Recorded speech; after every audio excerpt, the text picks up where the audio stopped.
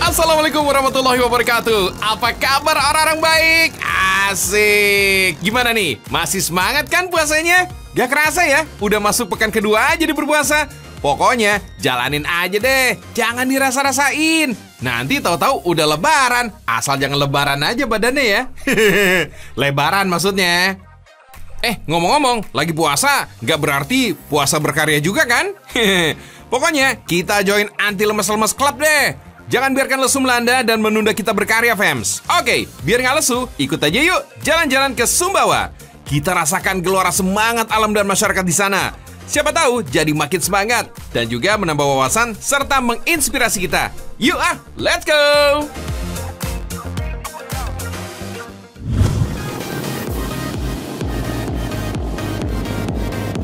Wih, seru! Perahunya ngebut-ngebut banget. Ya, namanya juga balapan. Pasti cepet dong ya. Ini nih, salah satu kegiatan unik masyarakat pesisir Sumbawa, Nusa Tenggara Barat dalam menjalani silaturahmi antar masyarakatnya, yaitu lomba balap sampan. Wah, peserta balap sampan ini gak cuma dari satu daerah aja, fams, melainkan datang dari daerah-daerah lain di Pulau Sumbawa, Nusa Tenggara Barat ini, fams. Kali ini lokasi yang dijadikan ajang balap sampan ada di daerah Terujung, Empang, Nusa Tenggara Barat. Keseruan dari balap sampan ini juga bisa diartikan menjadi pesta rakyat. Karena nggak hanya peserta aja nih yang senang, tapi masyarakat sekitar pun juga dapat merasakan kegembiraan dari ajang balap sampan ini. Meski di cuaca terik panas pun, masyarakat daerah Terujung pun tetap antusias menyaksikan ajang balap yang sudah menjadi event tahunan ini nih, fams. Tentunya nama balapan menjadi ajang adu kecepatan dan keahlian mengendalikan sampan bermesin ini nih, fams. Jadi, balap sampan ini menggunakan area balap yang melingkar sejauh 2-3 km, fams. Yang dimana para peserta atau pembalap sampannya harus melewati di antara dua bendera yang sudah dipasangkan. Dari bendera pertama hingga sampai bendera finish, pembalap wajib melewati. Kalau di luar bendera, ya udah pasti gugur langsung, fams. Satu kali balapan diikuti 4 peserta, lalu diambil 3 juaranya yang tercepat. Begitu terus sampai babak final, fams. Dalam satu perhelatan, ajang balap sampan ini dilakukan bisa 2-3 hari, fams. Tentunya karena pesertanya juga cukup banyak loh. Kalau lagi event besar bisa mencapai ratusan lebih pesertanya, fams. Sedangkan kalau ajang latihan, minimal aja 30-40 peserta. Bebas deh mau nonton dari posisi mana, fams. Mau di bawah rumah warga sekitar boleh. Apalagi hampir semua rumahnya berbentuk rumah panggung. Jadi teduh kan tuh. Di pinggir dermaga pun juga bisa, fams. Payungan ya, fams. Biar nggak pening itu kepala karena teriknya panas matahari. Pokoknya asal jangan sampai mengganggu jalur para peserta aja, fams. Biar enak juga kan menikmatinya. Yup, ajang balap sampan ini gak kalah bergengsi kok dengan F1 Boat Race yang kemarin diadakan di Danau Toba, Sumatera Utara. Kapalnya sama-sama bermesin. Ada timnya juga masing-masing peserta, fams. Dan peraturannya hampir mirip juga kok. Keren kan? Bedanya kita dengan kearifan lokal aja. Lalu kecepatan kapalnya juga jelas berbeda, fams. Tapi tetap nih, kita patut bangga kan dengan tradisi yang kita miliki ini. Top Marco top deh. Trouble pun juga ada kok, fams. Seperti mesin kapal yang terbakar. Biasanya sih karena overheat. Tapi nggak usah khawatir ya, karena pembalap menggunakan jaket pelampung dan ada kapal penyelamat yang standby di tiap titik area balapnya. Emang sih, pasti bakal khawatir dan penasaran para penonton yang melihat dari kejauhan. Tapi tenang aja, fams, aman kok pembalapnya. Balap sampan ini juga memang salah satu tradisi masyarakat pesisir Sumbawa, fams. Sama halnya dengan balapan kerbau, sapi, ayam, ataupun pacuan kuda. Tapi nggak hanya Sumbawa aja nih yang memiliki balap sampan ini nih, fams. Karena negara kita Indonesia ini merupakan negara maritim. Beberapa daerah pun juga punya tradisi balap sampan. Tentunya dengan nama yang berbeda-beda tiap daerahnya. Tradisi yang dikemas lebih baik, sehingga mempunyai daya pikatnya yang besar untuk menarik masyarakat untuk nonton dan berkunjung. Mantul deh! Sebelum memulai balapan pun, para pembalap beserta timnya mempersiapkan kapal atau sampannya sebaik mungkin, fams. Agar tak terjadi masalah saat balapan berlangsung, fams. Gimana? Mirip nggak kayak pit stop yang ada di ajang balap mobil F1, fams? Versi lokalnya kita ini nih, fams. Sebelum mulai balapan pun, peserta diberi kesempatan untuk pemanasan ataupun ngetes kapal mereka, fams. Sampai batas waktu yang ditentukan atau 30 menit sebelum balapan dimulai. Jadi kalau masih ada kendala atau kurang nyaman, para peserta masih punya waktu untuk mempersiapkan kapalnya lagi. Semangat fams balapnya! Seru kan fams? Kalau lagi ada tradisi-tradisi gini, jangan sampai kelewatan ya fams. Karena kan gak setiap waktu ada euforianya itu loh. Gak kalah deh sama nonton-nonton konser. Seru abis!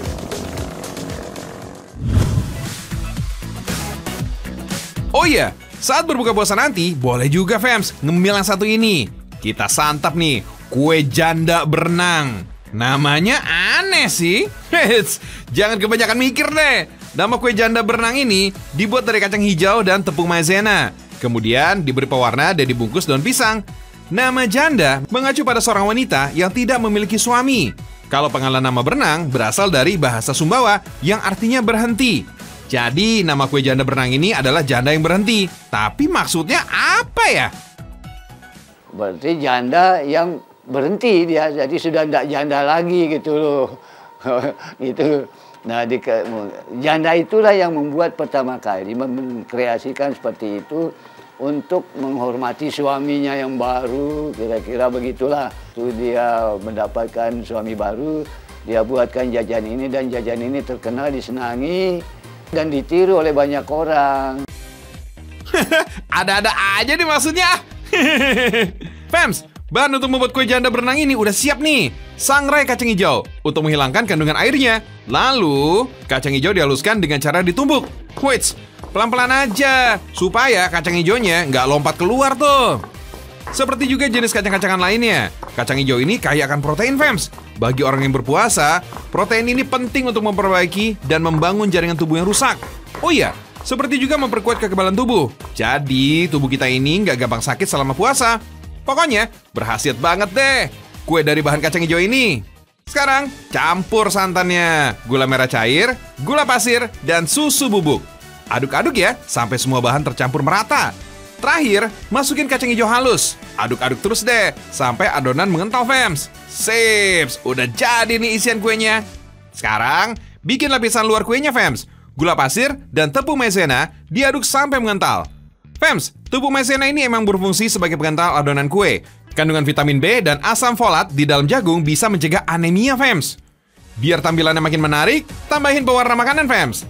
Tinggal bungkus dengan daun pisang deh. Masukin isian kuenya ya. Baru deh, lumuri lapisan kuenya. Fams, penggunaan daun pisang sebagai bungkus makanan ternyata bisa menyerap antioksidan tuh. Berfungsi melindungi tubuh dari berbagai macam penyakit. Wah, ternyata kue janda berenang ini menyehatkan tubuh ya. Mantul. Wih, puasa makin semangat tuh jadinya nih.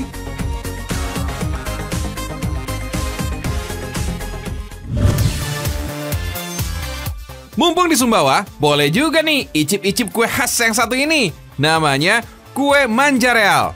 Fams, manjareal ini dibuat dari kacang tanah dan gula merah yang dihaluskan. Kemudian adonan dicetak dengan daun lontar.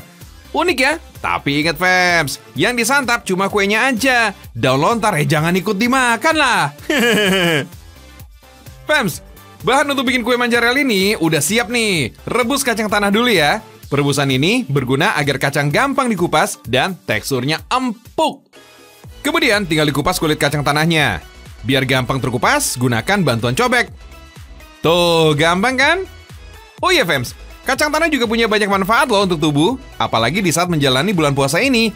Bahkan kacang tanah ini digadang-gadangkan sebagai salah satu makanan yang baik dikonsumsi saat sahur. Kacang tanah mengandung serat dan kadar air yang diperlukan tubuh saat berpuasa. Oh iya, tubuh manusia selalu membutuhkan energi. Nah, salah satu sumber utama energi adalah gula yang disebut glukosa. Nah, glukosa ini juga banyak nih terdapat pada kacang tanah, fams. Kalau makan kacang tanah, dijamin anti lemes deh saat berpuasa. Tapi jangan kebanyakan juga ya. Bisa-bisa malah muncul tuh penyakit asam urat. Biar teksturnya halus, kacang tanah ini harus kembali direbus sampai benar-benar lunak, fams. Lalu, giling kacang tanah sampai halus, biar gampang dicetak. Maklum deh, cetakan kue ini lumayan kecil tuh. Sekarang, cairkan gula merah dengan sedikit air untuk mendapatkan tekstur gula lebih kental. Bukan sekedar menciptakan rasa manis aja, fams. Gula merah juga berguna sebagai pewarna kue. Kalau mau lebih manis lagi, tambahkan aja gula pasir. Pemanis alami juga bisa kok sebagai pengikat adonan, fams. Sekarang, tuang kacang halus ke dalam gula merah. Terus, aduk deh biar rata. Apinya cukup kecil aja, Fems, biar adonannya nggak cepat mengental. Sip! Warnanya udah mulai kecoklatan tuh. Airnya juga udah mulai hilang. Sebelum dibentuk, halusin adonan dulu, Fems, biar gampang dibentuk. Lalu, cetak dengan daun lontar. So, for your info nih, Fems, lontar adalah jenis pohon palem. Daunnya lebar seperti kipas. Alasan itulah, daun lontar ini kerap dijadikan sebagai pembungkus makanan. Tanaman lontar erat kaitannya dengan rute perdagangan India pada masa prasejarah dulu. Dulu nih, nenek moyang kita ini udah mengenal kertas dari daun lontar. Saat itu, Fems, daun lontar dipakai untuk menulis dokumen kerajaan, buku, dan surat menyurat. Biar nggak gampang lepas, adonan kacang tanah dipadatkan dengan pipa. Cara ini juga nih bisa meratakan adonan dan lebih rapi. Jadi deh manjarelnya, langsung jemur, biar cepat kering ya. Nah, ini dia nih kue manjarelnya. Siapa yang mau coba nih, Fems? Tapi nanti ya, pas sudah masuk waktunya berbuka puasa. Hehehe.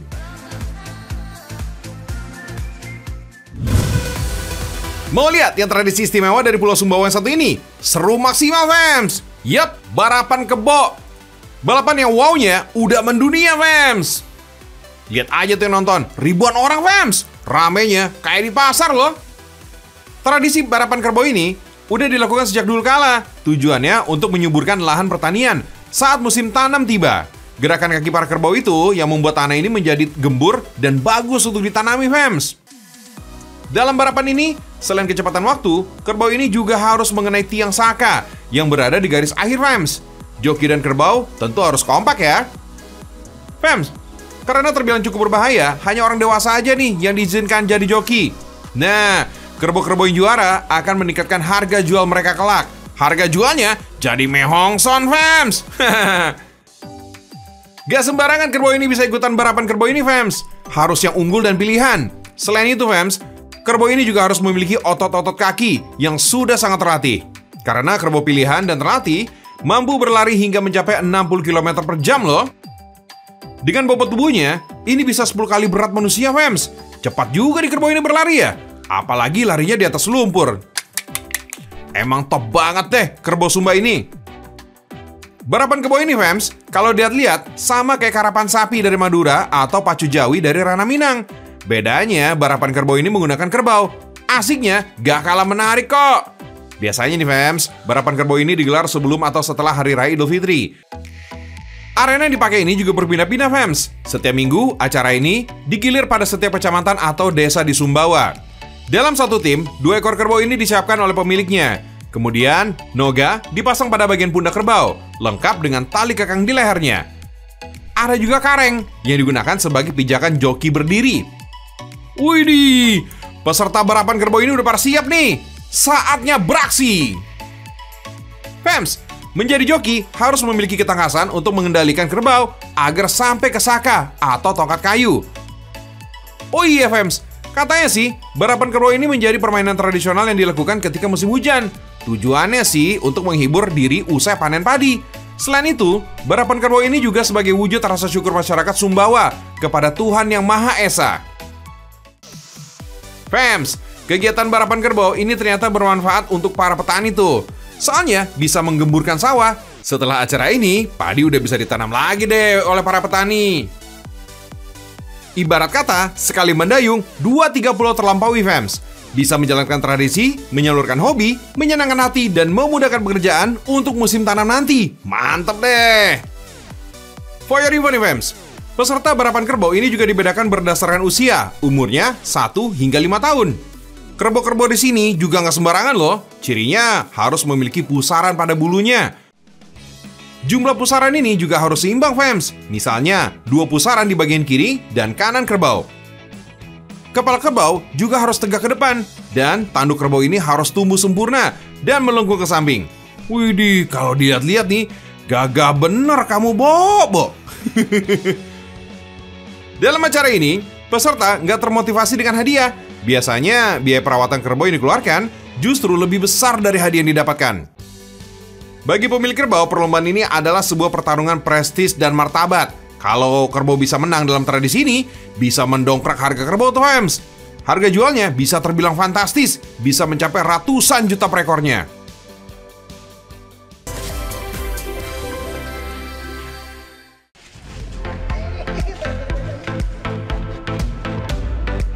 Fams, tahu nggak? Dalam kitab suci Al-Quran, buah anggur disebut sebanyak 11 kali. Buah ini juga dianggap sebagai salah satu buah istimewa yang akan disediakan di surga nanti. Wih, keren banget nih si buah anggur ini. Pasti ada rahasia nih di dalamnya. Fams, anggur memang jadi buah yang banyak disukai oleh banyak kalangan. Soalnya, buah yang populer di seluruh dunia ini memiliki rasa yang manis dan enak. Dulu buah perdu ini banyak dicari oleh kalangan atas, Fams. Tapi sekarang siapapun bisa kok mengkonsumsinya. Soalnya harga anggur kini sudah cukup terjangkau. Manfaatnya juga banyak untuk kesehatan, Fams. Anyway, di Eropa sana memang dikenal sebagai penghasil buah anggur. Tapi negeri kita tercinta ini juga nggak mau kalah kok. Misalnya aja di Kabupaten Buleleng, Singaraja, Bali. Di sini kebun anggurnya memiliki luas sekitar 45 hektar. Oh my wow! Tuh, lihat tuh. Sejauh mata memandang, isinya kebun anggur semua, Fams. Pantas saja kalau di sini dijuluki sebagai kebun anggur terbesar di Indonesia.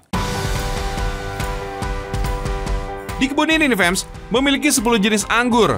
Tapi kebanyakan yang ditanam sih adalah jenis anggur hijau alias anggur Muscat Saville yang didapatkan dari Australia. Hebatnya nih, Fams, meski bukan ditanam di habitat aslinya, buah anggur yang ditanam di sini bisa menghasilkan 3 kali lipat lebih banyak dari negara asalnya. Berbeda dengan negara Australia yang cuma bisa panen 1 tahun sekali. Di Indonesia, buah anggur justru bisa dipanen 3 kali dalam setahun, yakni di bulan Maret, Juni, dan Oktober. Maklum aja sih, Fams, karena negara ini memiliki 2 musim, Fams. Makanya produksi anggur menjadi lebih cepat. Oh iya, kebun di sini juga terbilang modern loh, Fams. Karena luas banget, pengairannya aja dilakukan secara otomatis dengan jumlah yang sama. Nah, teknik inilah yang membuat ukuran buah anggur di sini BT alias beda tipis. Metode penanaman anggur ini dilakukan dengan 2 cara, Fams. Kalau tanaman yang berdiri begini, diadaptasi langsung dari Australia. Kabarnya sih, metode tanam terbuka begini bakal lebih mudah dalam perawatannya. Petani juga nggak pegal karena harus nunduk saat panen buah anggur. Bagaikan petik buah stroberi di puncak, Fams, Bogor atau Kota Batu. Di sini, kamu bisa merasakan petik dan makan buah anggur sepuasnya. Mantap tuh! Fams, anggur yang lagi seger-segernya ini rata-rata bisa dipanen saat berusia 90-120 hari. Soalnya, jangan ditanya, manis banget! Kayak bujuk rayu mantan saat ngajak balikan tuh. Agrowisata anggur kayak gini hanya bisa didapatkan di Indonesia aja nih, Fams.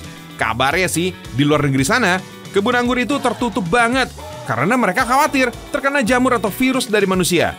Nah, kalau kamu ingin merasakan sensasi panen buah anggur di sini, biaya masuknya sekitar Rp50.000 per orang, Fams.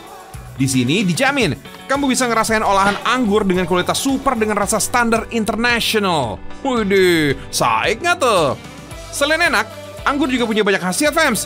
Dan tahu nggak? Anggur adalah pilihan yang baik untuk buka puasa loh. Cairan manisnya akan membantu mengembalikan energi kita.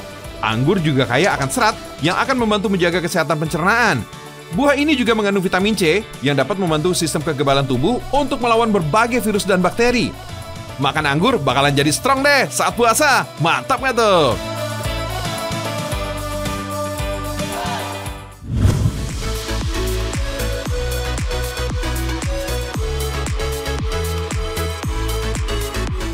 Fams, ada anggur, wortel, alpukat, sampai jahe. Wait, start dulu. Kita bukan mau langsung masak ya. Coba perhatiin deh, keempat ini ternyata mirip banget sama organ tubuh manusia. Mulai dari anggur nih, yang mirip sama alveoli paru-paru. Potongan buah wortel ternyata mirip sama pupil mata. Jahe 11-12 nih, sama bentuk lambung. Dan ada alpukat yang bentuknya mirip kayak rahim. Memang sih nggak ada kaitannya secara langsung ya. Tapi yang jelas nih, Fams, kalau judulnya buah dan sayuran, pasti bagus buat kesehatan tubuh kita. Termasuk keempat sumber makanan tadi, Fams. Nah, kali ini kita simak nih kolaborasi anggur dan beberapa buah yang lainnya.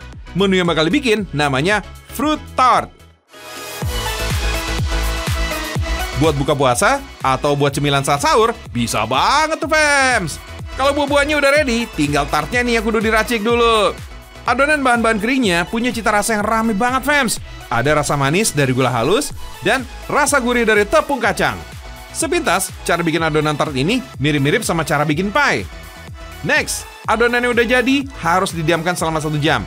Kemudian tinggal dicetak deh. Yuhuu! Jangan harap tartnya ini dibentuk segede gambreng ya, fams, karena cetakannya mini-mini abis. Gak heran kalau disebut dengan petite fruit tart, yang artinya kue tart buah dengan ukuran kecil. Sambil nunggu cake-nya dipanggang, giliran bahan cream cheese-nya nih yang siap diolah. Anyway, cream cheese inilah yang bakal jadi bagian topping bareng sama aneka buahnya. Mulai dari yogurt, gula halus, sampai cream cheese diaduk jadi satu. Spesial untuk yogurtnya adalah jenis yogurt plain yang dipakai dalam adonan. Yogurt plain ini punya kadar gula yang rendah karena nggak ada kandungan perasa atau pemanis sama sekali, fams. Terakhir, tinggal tambahin whipped cream. Jadi deh cream cheese-nya. Ini dia, fams, definisi tart yang modern abis. Punya ukuran yang nggak mainstream. Plus, basis toppingnya itu loh, fruity abis. Gak cuma cream cheese yang full abis nutupin tartnya. Ada 2 varian buah di setiap porsinya. Untuk buah-buahan yang nampang jadi topping, wajib buah-buahan yang masih fresh. Selain bisa bikin tartnya makin cantik, aneka buahnya juga punya kandungan vitamin yang juara. Dan mari kita sambut Petite Fruit Tart from Kaya Patisserie. Cantik dan gemesin kan, fams? Kapan lagi nih makan fruit tart dengan tekstur dan rasa yang unik kayak gini? Kandungan vitamin C pada varian buahnya bisa jadi booster kamu nih, fams, selama seharian berpuasa.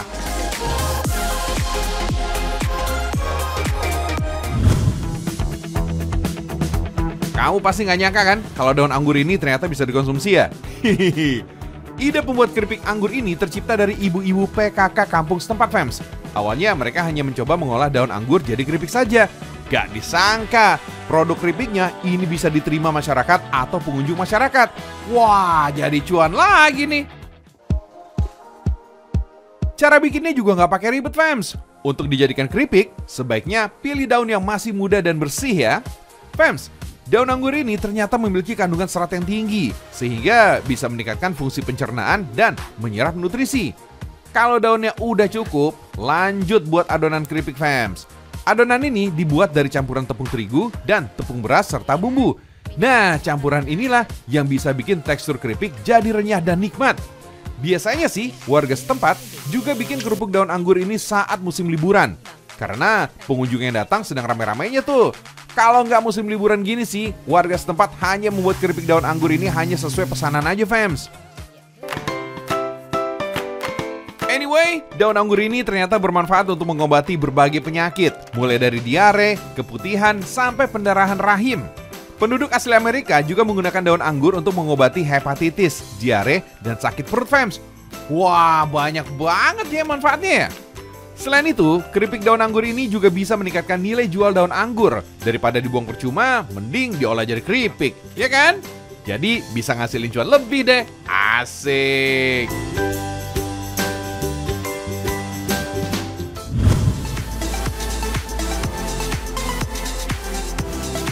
Fams, tahu nggak? Nggak, yowes, tak kasih tahu. Ada beberapa buah dari surga yang tercatat dalam kitab suci Al-Quran. Dan ternyata buah-buahan itu ada di sekitar kita. Ya, di Indonesia kita tercinta inilah tempatnya. Wow, mau nggak percaya? Tapi ada. Kita bahas beberapa di antaranya ya.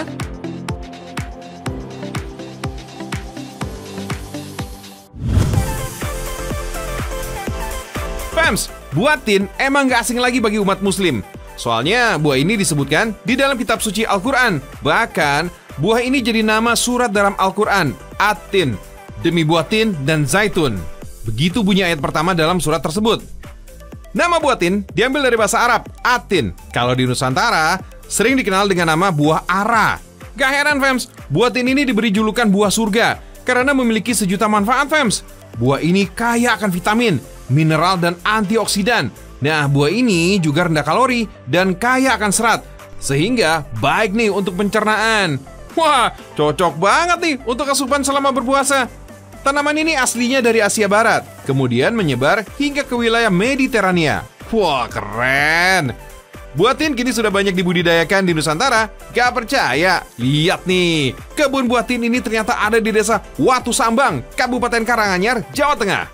Agar menghasilkan tanaman baru yang mirip induknya, bisa dilakukan proses cangkok. Gunanya untuk merangsang tumbuh akar baru pada cabang tanaman fams. Sebaiknya, pilih tanaman yang tidak terlalu tua dan muda. Pilih juga batang yang tegak, lurus, dan gak lentur. Meski dikenal sebagai buah subtropis, tanaman ini ternyata bisa beradaptasi dengan iklim tropis loh, termasuk Indonesia. Buahnya bisa muncul kapan saja, tanpa musim fams. Kalau udah dipanen, sebaiknya buah tin ini harus langsung dimakan ya, karena nggak tahan lama. Oh iya, harga buah tin ini sekitar Rp15.000 per buah. Wow, mahal juga ya. Malum aja sih, buah tin ini mudah busuk setelah dipetik. Supaya nggak terbuang percuma dan meningkatkan harga jualnya, buah tin juga bisa diolah fams. Sehingga buah tin ini bisa lebih tahan lama. Kreatif banget ya. Untuk membuat selai, bahannya cuma ada 2, buah tin dan madu ternak. Sebelumnya sih, buah tin direndam dengan air hangat agar teksturnya lembut dan gak bergetah. Rendam sekitar 1 jam ya, sampai berubah warna. Lanjut, haluskan buah tin. Kalau udah lembut, masak dengan tambahan madu. Madu diberikan agar manfaatnya bisa lebih maksimal untuk tubuh. Setelah teksturnya kental, selai buah tin sudah jadi. Angkat dan dinginkan deh. Tinggal kemas dalam botol berukuran 250 gram. Paling enak sih, selai buah tin dijadikan olesan roti. Kalau mau yang berbeda, selai buah tin dijadikan topping martabak manis. Bisa juga loh ditambahkan topping kekinian seperti permen coklat warna-warni. Mantap! Kalau mau yang lebih unik, selai buah tin juga bisa dipakai untuk isian kue nastar fams agar hasilnya lebih bagus. Cukup beri isian selai buah tin secukupnya. Kalau kebanyakan, bisa-bisa bentuk nastar jadi ambiar. Kalau udah rapi, nastar tinggal dimasak sampai matang. Bisa buat persiapan lebaran nanti nih.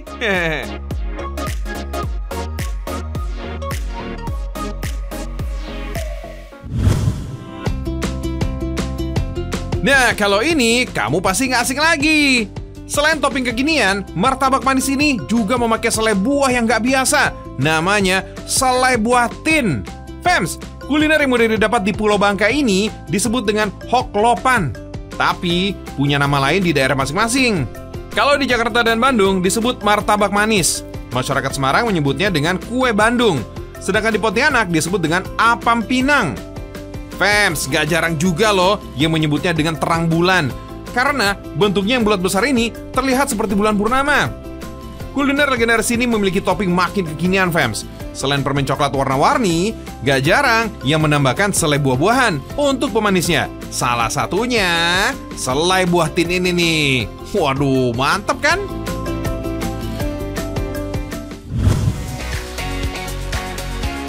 Gresik, kota yang dikenal sebagai pintu masuknya Islam di Jawa ini, juga punya perkebunan buah tin.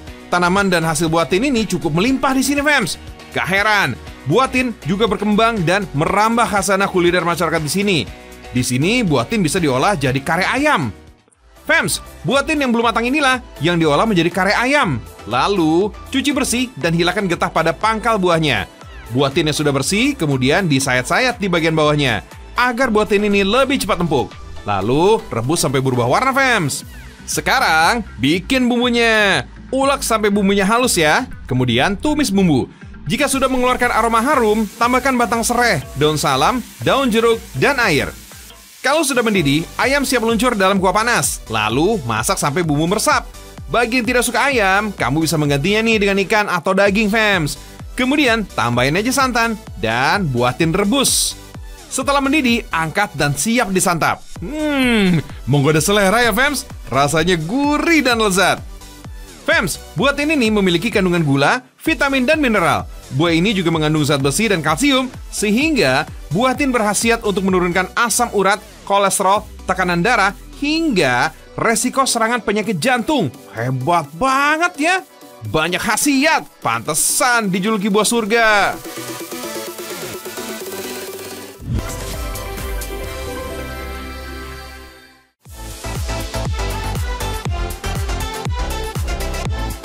Wah, gak kerasa ya, udah di penghujung acara. Ya, anggap aja nonton Rekam Indonesia kayak ngabuburit. Bercanda. Padahal kan beduknya masih lama ya. Baru aja puasa beberapa menit. Tetap semangat ya, fams. Persiapkan dan jalankan hari ini dengan baik seperti biasanya. Mudah-mudahan jadi berkah. Amin. Oke fans, sampai jumpa lagi besok. Salam ragam Indonesia. Ciao.